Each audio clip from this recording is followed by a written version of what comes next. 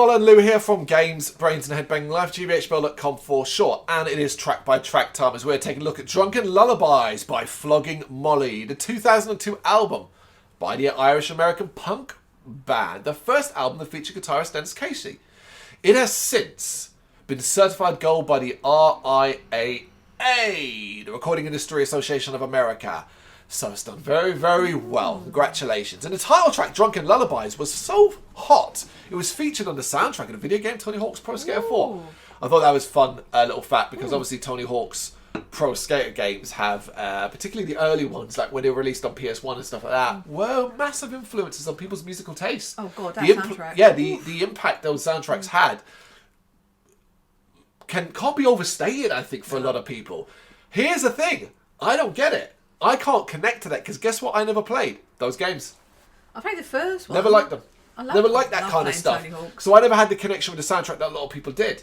Yeah. Oh no, like things like Shimmy and stuff like that. You just play on a loop because you'd be falling over and breaking your head and breaking your neck all through playing it online. Yeah. No, I get it. So we are of course going to talk through track by track, beginning with the title track, the hit Drunken Lullabies, and I've kept this one super, super short. What a banger. That's it.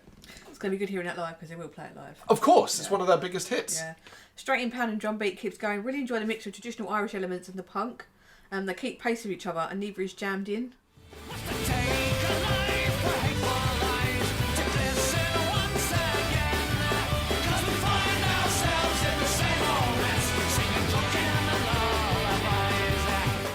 So it's not just putting there for the sake of it. It's like you work together. Oh, yeah. Good start.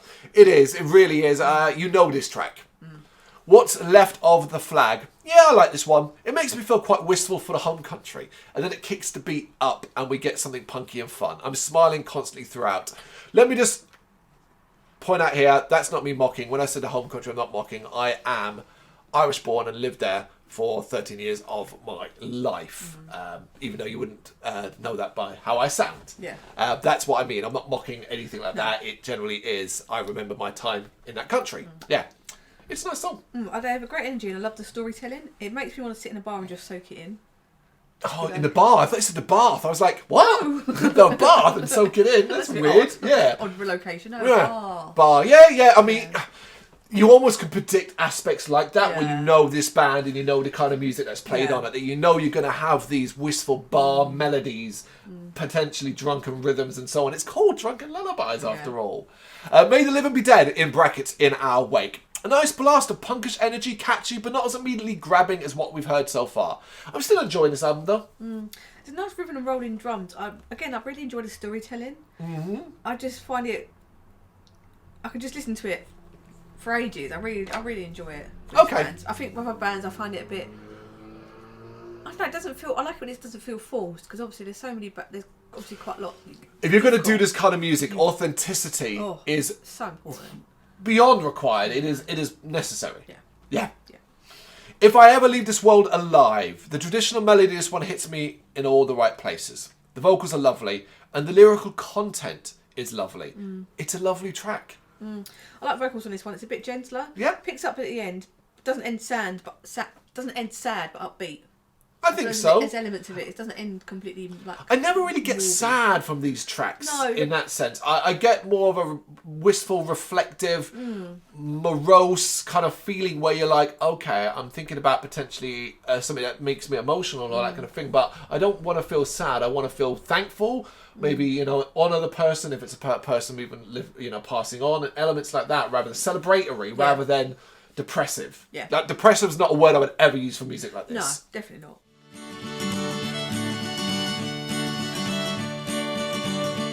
If I ever leave this world alive, I'll take on all the sadness that I left behind. The Kilburn High Road. The brief bit of ringing guitar at the start sounds like we're about to get a metal track. Yeah. But it quickly transforms into a punk rock banger with an anthemic pace. I listened to the story behind this one. Because the Kilburn High Road, because I thought, there was some sort of... You thought they were talking about Kilburn High Road in this country? Yeah. Yeah? Yeah, they Right, are. yeah. They are. So they're talking about a group of Irish friends that lived here. And there was a film made about it as well that I actually quite want to watch now. of like they're all back. These got a group of friends and said, "Oh, we'll go home one day. We'll go home one day," Yep. and their life got in the way and their jobs Never and did, stuff, yeah. and they never some never did. I think they did when one of them died, or so they went for a funeral. I watched the film because I like things like that. But yeah, it was quite nice having the story behind it. Electric guitar is a nice touch to give it a little change.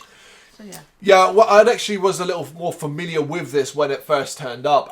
You know, I did a similar thing because I was like, right, I think I know what this is about. I think I remember hearing like sort of snippets of this tale and the story beforehand. But you know, you're like, well, Kilburn High Road, it's probably quite common, and I don't want to mistake that considering they're an Irish American punk band. You know what I mean? Like it's something else. So you know, you end up investigating to be sure that you know. You're thinking about the same thing, you know. And then, also, sometimes when I talk about things like this, I'm like, just something tragic happened. yes. Sometimes you have to kind of, especially like the Irish. Yeah, particularly from an Irish perspective as well. There is, of course, X amount of tragedy. So yeah, you do have to be like, you know, conscious of that aspect. Am I being sensitive to saying, oh, this song's rubbish? What is all that all about? Rather than going, a quick Google. We've got the luxury of that. Yeah, you've got even with the clarity of lyrical content, if you're not able to fully understand, it's easy enough to read them and then maybe connect them too. And just as you say, the luxury of simply putting it into a search engine and go, right, what are people saying? What you know, what are discussion? What does the discussion around it? What does it relate to, and so on. But yeah, I liked it. Yeah, same. Rebels of the Sacred Heart. Now, seeing a 5+ minute runtime is an eye opener on this album. But to be fair, Flogging Molly make every second count. Melody, folkish dancing tones, punk rock energy. It's a lot of fun and goes through a lot of stages to make for an extremely memorable listen. I was impressed by what they did here. I'm a fan of the drum, the punctuate elements, and that's what I felt in this one. Flogging Molly feel really authentic. I love the way this one ends. The voice isn't perfect, but his music isn't what that's about. Yep. Like, it's quite... Oh, yeah. Yeah, it's like listening to, you know, the obviously comparison to a band similar to Flogging Molly is, of course, the Dropkick Murphys. And vocally, just like Flogging Molly's, you know, you're not listening to the world's greatest vocalists and singers, but for this music, perfect. Yeah, that's what I really appreciated. Swagger. Short and sweet. The pub is rocking out to this one. Very apt title. Start to a song called Swagger. Short and sweet. Hey. Yeah, it is literally that. Yeah.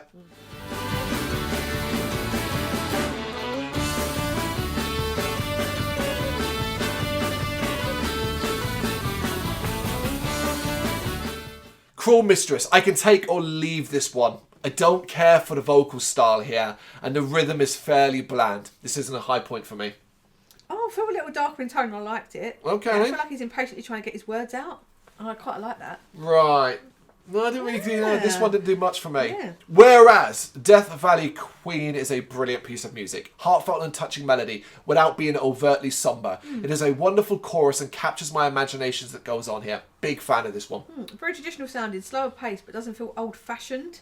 It builds in energy, but still doesn't go into punk stylings. So yeah, it was interesting. Yeah, interesting. No, yeah, I don't need that word. It means crap. Another bag of bricks. This is quite an imaginative listen that switches the tone for something that almost has Middle Eastern vibes. It's certainly odd, but it does make me pay attention. I really like this one. Okay. One of my favourites. It made my ears perk up. It was like, I said, like the Middle Eastern style. Yeah. I really like the change in sound. It's not a nice tale and it has more tension in it. And I like the shotgun drums. I really liked it. I'm on the fence about this one. I'm not sure if it fits. I think that's what I liked about it. It was so Yeah, but different. then I get that, right? And that's cool. But bear in mind what the entirety of this album is around this. Then this just means this one is odd. No, he was still telling a story. And I think like Cruel Mistress was a bit darker. So I Yeah, don't but think it's Dull completely Mistress is left dull. field. Okay, all right. Well. That's what opinions are for. Yeah. There are old times. This took me back to Ireland and being in Dublin. Like literally transported me. If there's one thing I remember vividly about Ireland, it is Dublin. I haven't been in a long time, probably over a decade, but I can still picture the streets and what I know of that city. This is an anthem. I feel like these bands get sponsorship from the Irish Tourist Board. It does make you want to walk into a warm bar with music pouring out. Yeah, but you know... It is that, yeah. As the light declines, I remember Dublin city in the rare old times. Well, my name it is Sean Dempsey, as Dublin as can be. They don't want to. They can't. Also want to kind of try and get away from the imagery of the Irish are a lot of happy-go-lucky drunks. Yeah. You know what I mean? Like that aspect as well. And then we end with The Sun Never Shines, in brackets, on closed doors. It's a really smile-inducing finale that hits all the right spots for me, as a Celtic-infused melody punk rock tune can. It's a touching finale with a lot of impressive layers. A banjo intro on the closer. It's a slow track. I like the female vocals in it. It's put some nice little instruments and nice touches in it. It makes sense to finish like that. End of the night at the pub. Yeah? Home you go. That's what I've got from it. Yeah, I like it. I do like it as a finale. And I like this album overall. You almost can't help but do comparatives to, like, the other big band that's around them as well at this time period and so on. And there are incredible similarities and crossover and so on. Enough so that I would struggle perhaps sometimes, without being a massive fan of either, to pick out who's who. Yeah. I do think that's a little bit of a problem. Is it weird, right? And this is the difference, right? Maybe this is just me.